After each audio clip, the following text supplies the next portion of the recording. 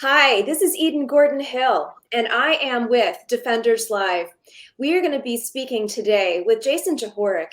He is with ncelection.com. And some of the hottest topics that we face for the 2022 and also 2024 elections, which is right around the corner, is election integrity. Jason, thank you for joining us. Thank you for being here. I'm looking Well, forward to speaking with you today. well, thank you for inviting me. I really appreciate it. This is a great opportunity and for the state of North Carolina too. So thank First you. first off, thank you. First off, Defenders Live is an internet radio station. They Mhm. have been at CPAC. They are based out of Raleigh. One of them is a veteran, and one of them is a caregiver, a previous caregiver for our veterans. And that's very important to a lot of our audiences. So I just want to say out there, thank you first and foremost to our veterans and also our coffee company that does support us. We are grateful for you. But I want to kick off the questioning today on election integrity. What got you to this point with NC election, and why? Why you? Why are you wanting to do this as we are headed into 2022 general elections, and we just finished up on May 17th, the primary here? Well, that's an excellent question. And why me? It's a very good question. What it was in 2020, I didn't believe what I saw. My eyes, my ears could not believe what actually happened in 2020. So I said, I need to get involved.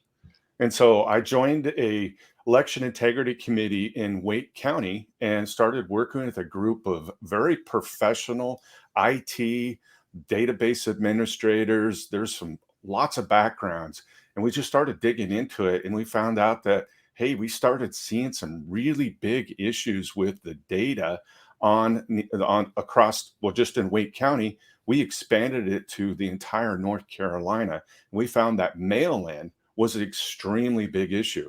For example, in 2016, we had 276,000 mail in, but in 2020, we had 1,276,000,000 mail ins in 2020. And here's what's the really strange part of it. When we looked at the data, 100% of the winners of mail in went Mhm. to all Democrats. Well, I'm not biased about Democrat or Republican, but it sure seems odd. So, and then Wake County came back and said, when we started finding these issues, it said, "Oh, you've done your job. We want you to stop." And we pretty much says, "You've done your job. You need to complete, and let's move on." Right? And say 2020, the election's fine, no issues. And we didn't like that, and we fought them. And then we decided, hey, it's time for us to split off from Wake County GOP and go on our own. That's when I created nc-election.com. And then I started presenting to each of the conservative groups all over North Carolina. And now we have Surrey County who has stepped up to the plate and said, and when I showed them these numbers and talking about the mail-in, they go like, this cannot happen in a Republican county where all Republicans won early voting, they won day of election, and they won provisional, but they lost every one of their mail-in. They said that cannot happen. And so we started canvassing, and we have a data team that pulls canvassing and walk books, and we pulled them out, and we found 170 different places in just Surrey County where people were voting that were like maybe, for example, 4 people in one house, and Yeah, actually 2 people only voted in that house, right? So there's an affidavit. They right. also found out in the last primary, this just happened a few weeks ago, people from Virginia was driving to Mount Airy, which is Surrey County, Yep. and they were voting in that county, and they live in Virginia. And the federal government came in and through the laws and said that this is okay. That's because a federal judge got involved, and now they're fighting the battle. So tonight, which is going to be what is today? I don't even know. Monday night. I don't even know the Monday, date today. June 6th. Well, tonight we're going to the county commissioners again, and we're going to talk about all of these issues we have with the data inconsistencies in Surrey County and get the county commissioners to take actions because they have the power of the purse and they can control if we want the machines or not. In Surrey County, what they want to do in Surrey County is they want to go to 100% papers and eliminate the ESNS machines Mhm. because we don't trust those machines. And I Right. guarantee if you look at the data, the Mhm. registration data, the machines, and then how we're reporting this out to the public Right. is just the whole process end to end is a problem. Okay. Well, So you bring something up really quickly before you head on to the next. You brought up the county commissioners. So you, as I was studying ncelection.com, the website, and listening to some of your recorded interviews and pieces, you mentioned a broad stroke, if you will, that elected officials in the state of North Carolina really would not say that they are out front on the front lines mhm, supporting election integrity.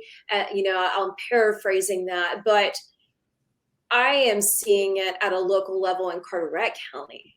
And so yeah. my question to you is, why are we not seeing more of an active role with our county commissioners or our local officials up to the state being more on the front lines of fighting election integrity, especially as we have 2024 right in front of us? Well, I think there's a number of reasons. This is a top down issue that's going on from the highest levels within the Democrat and the Republican Party and our federal government and our state and local governments, where they're putting pressures from a lawyer perspective because we still can't find a lawyer that will support us, that will fight this issue. So when you talk to an elected official out there, they'll say, yeah, election integrity, it's one of the most important things on my list. But what are they doing about it? Mhm, Absolutely nothing. They're mhm, doing nothing about it. And they're actually fighting people who are wanting fair, honest, transparent elections. In my opinion, the best man or woman should win an election. It mhm. shouldn't be specific and shouldn't have a system that is set up to be able to have winners, right? Right, Dictate who's going to win. And right. that's what we're kind of seeing when you look at the data and you look at the results. And you have to work back and look through this data and say, what is the issue? Why can't we do a full forensic audit? Why isn't the machines transparent? Why Mhm, isn't the code transparent? You mhm. know, so those are the type of issues that we're having, and we're running up a roadblocks because, in 2020, most of the election officials said we had the most honest and fair elections ever. Why bother? Trump won. Why are you doing this? Trump won, right? Mhm, And it's just because I'm Republican. I'm not here to push the Republican agenda. I'm here for fair, honest elections mhm, and transparent elections so that it's publicly verifiable mhm. that anybody can trust our elections. Right now, I don't trust them. I don't Well, trust them at all. let me ask you this. So let's take it to another aspect. So across the country, you are seeing tomorrow is Jersey primary, Yep. New Jersey primary. We also have California. And I've talked with friends in both states, and they are very concerned about the will their vote matter? At the end of the day, will their vote matter? Good question. And that is actually what a lot of people are concerned about here, not only in the state of North Carolina, but across the country. 2022 primaries, 2022 general, and then are we going to have another Biden in office in 2024? And that's what everybody's concerned about. We sit Well, here and coming from the Trump administration, I still have PTSD from 2020. And I'm so do I. you know and we sit here and we say, okay, are we going to have to deal with another illegitimate president yet again, who was not a commander in chief by any account? Yeah. And so going forward with that, the bigger question is, where's the GOP activity in the state to state, or we could say for North Carolina? And where's also the Tea Party involvement? Are they helping or are they hindering the election process? And what are your thoughts on that? Well, I think at a grassroots level, you got individual people like myself and thousands of other people out there working it. But when you look at it from a higher level, they're Mhm, not helping us. mhm, Where are they? Right? How come they're not out there doing press releases and pushing things? You know what they'll tell you? Well, the governor is a Democrat, the auditor's a Democrat, the state attorney's a Democrat, the attorney general is a Democrat. And whenever we create legislation or bills, that just gets vetoed. right. Well, first of all, you need to build a marketing plan around it and start driving it and getting the people around it. But they're not doing anything. Mhm. All it is, and when we go forward, we're going to have the exact same process that we did in 2020 Mhm. as we are going forward. Nothing's changing. Mhm. So what it's like the old saying, um, if hitting your head on the wall is like the insanity because you're going to Right. be doing the same thing over and over and over again. Right, You know, that's exactly it. My father's a lover of history. I'm a lover of presidential history as my father, who was a previous local elected official in the state of Pennsylvania.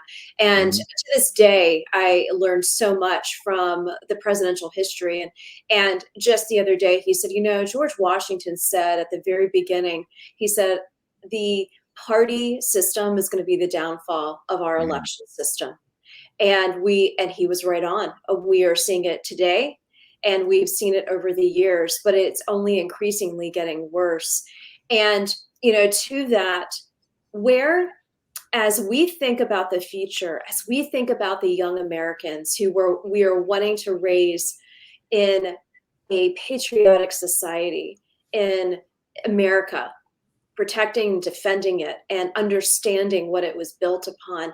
How can we engage younger voters? I will tell you, in my campaign journey, having worked for conservative members of Congress and also on my own campaign journey, surrounded myself with young Americans, 14, 15, 16, 17-year olds who love this country and who want to fight for it. And Yeah. with, Well, that's the key is how do we do get the young right, involved? Because right now social media is dominated by, the big state, I would say the big corporations and everything. So if you talk about election integrity when they're on, they're not hearing it. They mhm, can't see it. And I noticed a trend here. Every time I present to a county, that county, the gender, the population age is around 40 and up.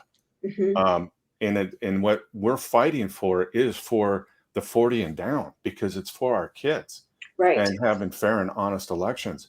And you hit on a point earlier where the two party systems, I really do think the Republican and the Democrat, from a high level, not at a local level, Mhm, is working together. mhm, Or else they would be fighting. It would be Republicans would be fighting for changing the process and changing the election process. right. Now, I really do think they kind of colluding together with each other. Are they Mhm, getting paid? I don't know. Well, Mark Zuckerberg, Arnold Schwarzenegger, there right. was $4 million, or excuse me, $30 million between the federal government, Mark Zuckerberg bucks, and Arnold Right.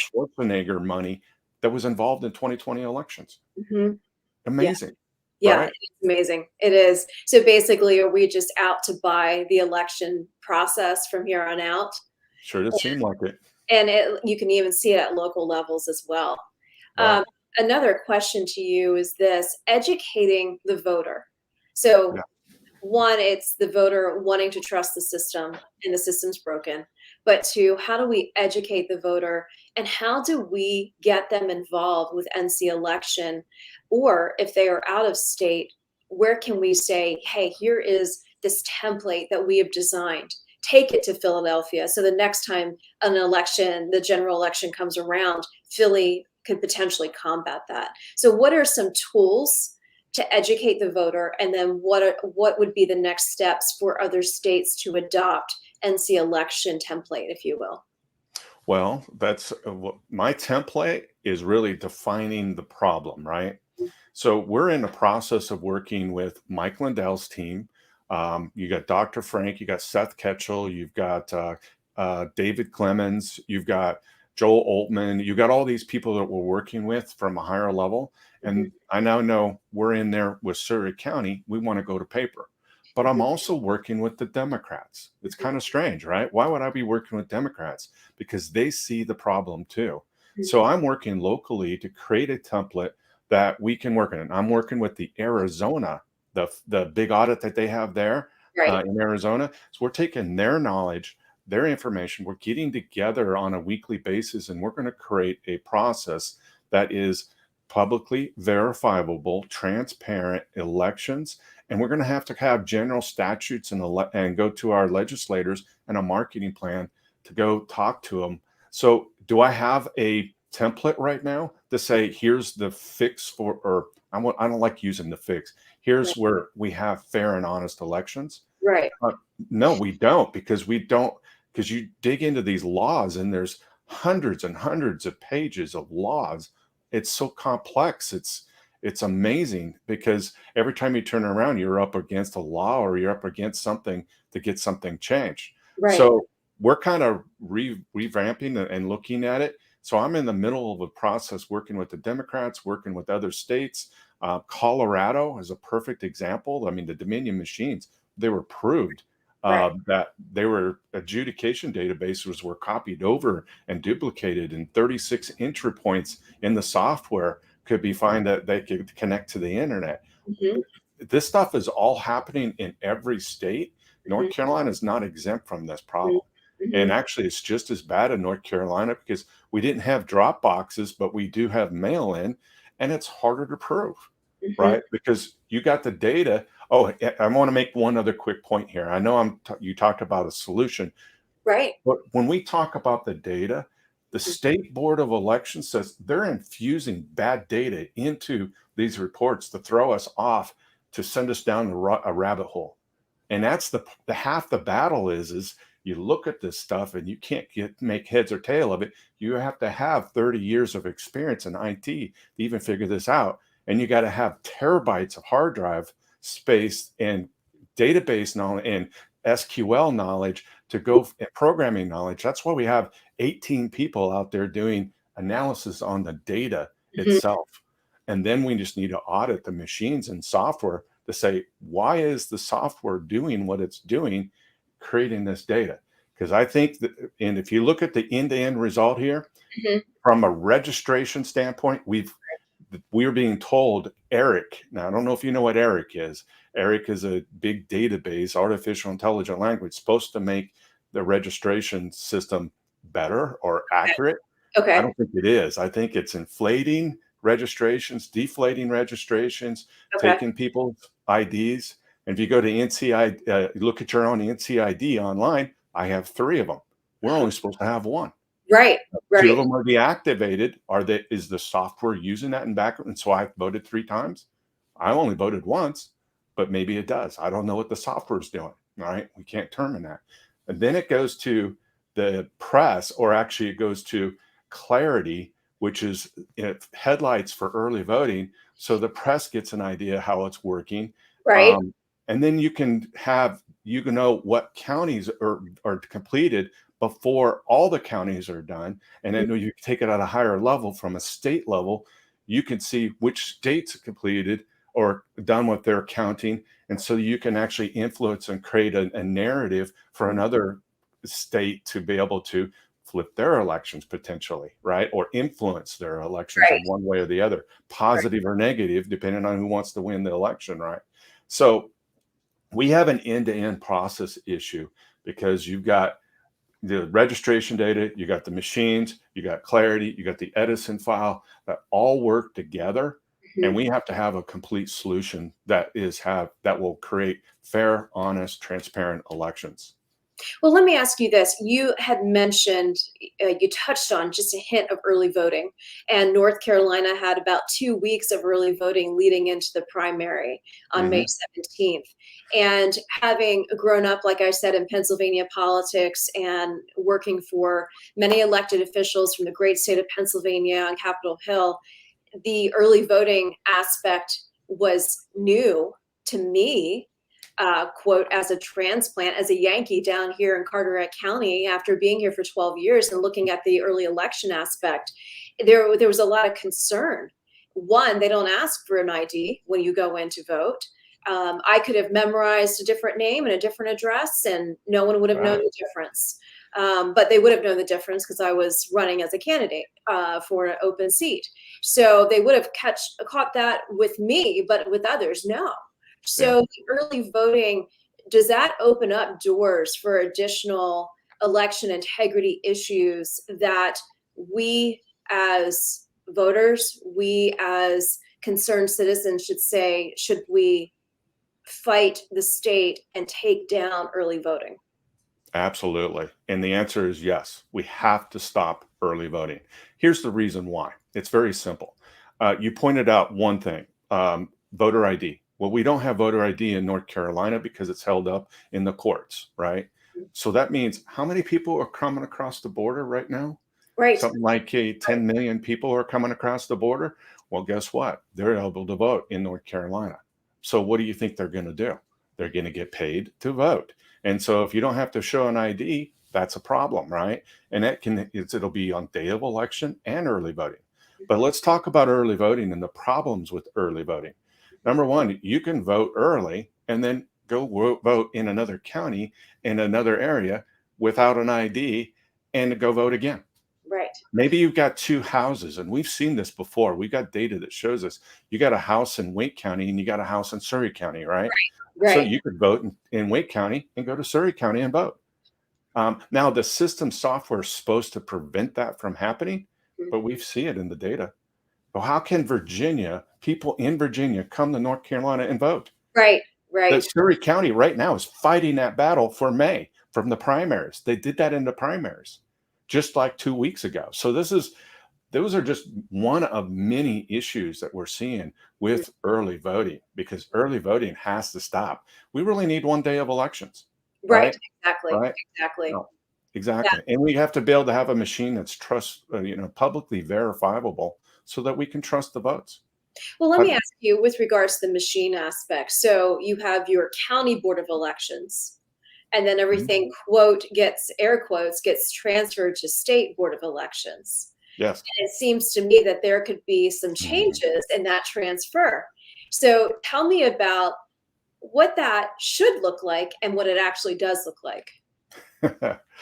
Well, I want to give you a story. Okay.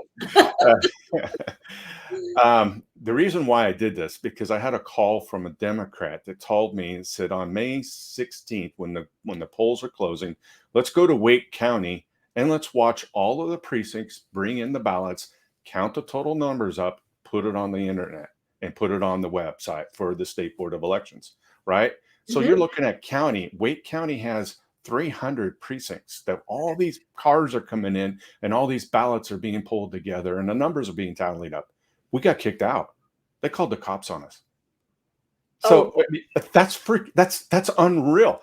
it is. I've got a document here and a general statute that says anybody from the public that wants to view and watch the process as the county brings in all the ballots, Yes. you should do that. Yes. And by the way, only 2 of us showed up in Wake County. Oh, So how many people are watching this process? right. Not very Nobody. many. So That's no, that's it crazy. floored me.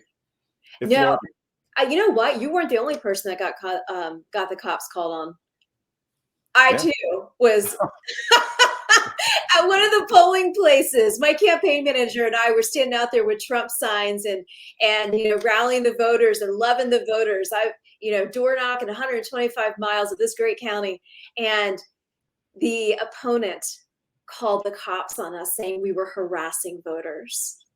The cop pulled up. And he said, "You weren't harassing anybody. I know exactly who you are." He's like, "Give me all your palm cards. As soon as I'm out of my uniform, I'm going to tell everybody to vote for you." I said, "Well, it serves him right for doing that, because you know what? You can't do that. There are certain rules and regs. We were way out of that red line." But going back to the whole election integrity thing, that is just another thing that continues to happen. That Well, is we trusted our election process to be right. honest and accurate and fair. Right. And what we're finding out is when you start digging into this, Wake County got rid of us because we started finding issues. We see 70-30 splits in the data. I didn't even talk about that yet. In the data, 70-30 splits with a 5% variance. What does that mean? That means we're seeing consistencies in the data that is not normal. It's a pattern of inconsistencies that shows, 70% of, and I'm just talking mail-in, went Right. to the Democrats and 30% went to the Republicans. Right. So you have to ask yourself, how did Roy Cooper actually win? Right. Exactly. Let me tell you how he won. He did not win day of election. He Okay. lost it. And let me give you some numbers here. I've got a report here. He Yeah. lost by 234,000 mail-in, or excuse me, early voting ballots. Okay. Okay. Okay. Um, and he also, so that, excuse me, that was day of elections. He lost Roy Cooper, or excuse me, yeah, Roy Cooper lost. I was on the wrong line by 216 on day of election. He Mhm. lost 20,000 ballots on early voting, but he Mhm. won mail-in ballots by 486. Now, this is margin of victory, and he lost the day of elections. But and his total margin of victory was 246,000 votes he won by. And he only won by mail-in. He didn't win anything else. Okay. And it doesn't make sense No, when you it does look at not the make sense. numbers. No, no. So let me ask you this with the whole mail-in aspect. I heard former President Trump, or should I say still current President Trump, I heard him say the other day on a national radio show that mail-in ballots only for military, only for those Oh, who are absolutely. sick. That's We it. we That's can't it. get rid of mail-in ballots for the military. It's too Right. important. Those guys Exactly. are out there fighting for us and to Exactly. have fair and honest elections. And Right. that's what they're fighting for is Right. honest elections, right? Because our elections are the most important thing ever. And I Mhm. would consider our elections more important than our jobs, our schools, our church and religion. And you may think about that. Well, really, there's one more thing that's more important is God is Right. important, more important than our elections. But you Exactly. think about it, if you have a government that could say you can't go to church because of a virus and you got to wear a mask, you can't go to church, you can't talk to people, you can't if you try to run for the state board of elect or for the school board, Right. right? You have to go through an election process. So Right. if it's not honest and fair, will you get actually on the board? Mhm. Um, everything we have, everything we do is driven around election integrity. Yes. That's why I'm fighting this so hard because it doesn't matter. Eventually, a government's going to come in and say, I don't like you at this job. I want you to go do this job. You know Mhm. what I mean? They're going to make up our lives and dictate what we can or cannot do, Yes. because I that's agree. what government does. And Right. so if we can't hold them accountable, guess what they're going to do? They're going to do whatever they want. Do And as they there's say, nothing do that we as can't they hold them accountable. do. Exactly. That's exactly it. Let me ask you this. I know we're coming up on the break. What is the best way for transplants that are coming into this state? They are coming left and right because they are looking for freedom. They're leaving the north and coming down south. What is the best way for them to come into our great state of North Carolina and say, okay, I am here. I want to participate. I want to get active and have them get active into election integrity, but also what are some of the voter just top three things for voters when they move to this state wanting to get involved, or what are the top three things for voters who live here and how they can educate themselves with ncelection.com? Well, first of all, you got to, give me a call.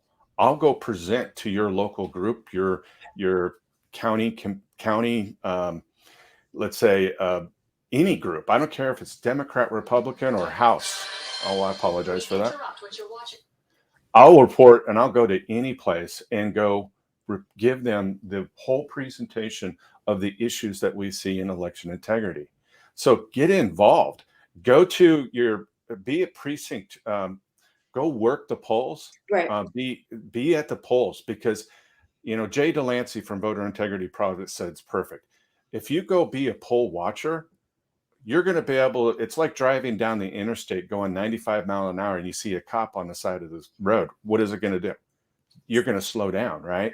And that's what's going to slow down the fraud happening as a poll observer. Is it going to solve these problems I'm talking about? Absolutely not. Hmm. There's no way a poll observer can actually stop a machine from changing our ballots. And Hmm. they're going to say, well, Jason, can you prove that?